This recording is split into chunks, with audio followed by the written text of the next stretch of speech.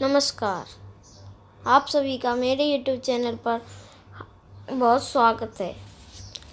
आज मैं आपको कक्षा 7वीं के पहले पाठ हम पंछी उन्मुक्त गगन के को समझाऊंगा।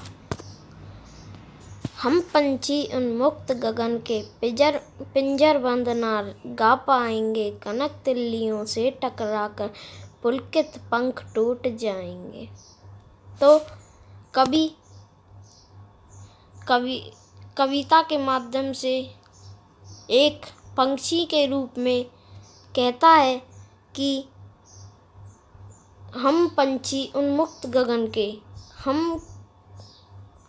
गगन के पक्षी पिंजर बंद ना गा पाएंगे। हम खुले आकाश में गाने वाले कोई पिंजरे में बंद होकर गा नहीं पाएंगे।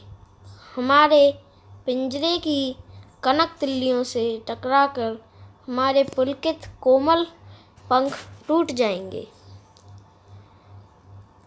अब हम दूसरे स्टेंजा को पढ़ते हैं। तो हम बहता जल पीने वाले मर जाएंगे भूखे प्यासे, कहीं भली है कुटुक निबोरी कनक कटोरी की मैदा से।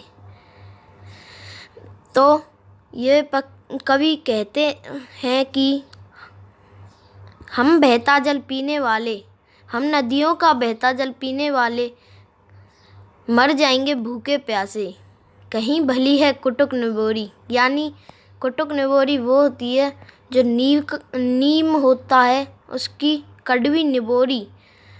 तो कवि पंछी के माध्यम से यह कहते हैं कि हम पंछी नदी का बहता जल पीने वाले मर जाएंगे भूखे प्यासे। कहीं उन पक्षियों के लिए तो वो कड़वी निबोरी उन कनक कटोरी की मैदा से, उन मीठे दानों से बहुत अच्छी हैं जो उन्हें पिंजरे में बंद होने पर मिलती हैं। उन्हें तो उन्मुक्त गगन में उड़ना स्वतंत्रता चाहिए। स्वर्ण श्रृंखला के बंधन में अपनी गति उड़ान सब भूले, बस सपनों में देख रहे हैं तरु की फुनगी पर के झूले। स्वर्ण श्रृंखला यानी सोने के पिंजरे में अपनी गति और उड़ान सब भूल गए हैं, बस सपने देख रहे हैं कि वो तरु पेड़ की डालों पर झूला झूल रहे हैं। ऐसे थे अरमान की उड़ते नीले नभ के सीमा पाने। कवि कहते हैं पक्षी के माध्यम से कि हमारे तो नीले नभ की सीमा को, नीले आसमान की सीमा को छूने के अरमान थे, हमारे सपने थे, वो पूरे नहीं हो सके। लाल किरण सी चोंच खोल चुगते तारक अनार के दाने। वे लाल किरण की चोंच सी अपनी चोंच को खोलकर उन कड़वी निबोरियों को चुगते।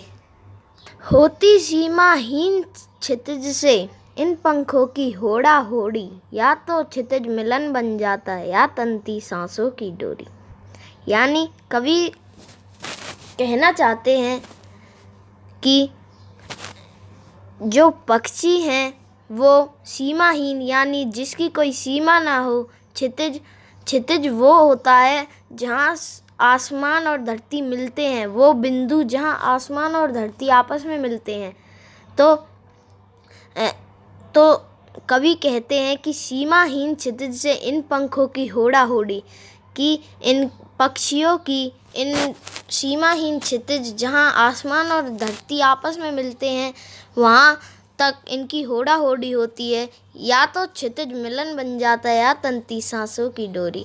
या तो इन पक्षियों का क्षितिज जहाँ आसमान और धरती मिलते हैं वहाँ पर ये पहुँच जाते, उस क्षितिज से इनका मिलन हो जाता, नहीं तो इनकी मृत्यु हो जाती। नीड ना दो चाहे टहनी का, कि टहनी पर हमें आश्रय मत दो, आश्रय छिन्न भिन्न कर डालो, और जो हमारे पहले से घोंसले बने पड़े हैं उन्हें भी छिन्न भिन्न नष्ट कर डालो। लेकिन पंख दिए हैं कि हमें प्रकृति द्वारा, भगवान द्वारा हमें जो ये पंख दिए गए हैं उन्हें जो पंख उड़ने के लिए व्याकुल हैं, आकुल हैं, उनकी उड़ान में कोई विघ्न मत डालो। तो इस कविता के कवि का नाम है शिवमंगल सिंह सुमन। तो इसी के साथ मैं अपनी वीडियो को समाप्त करता हूँ और उम्मीद करता हूँ कि आप सभी को ये कविता समझ आ गई होगी।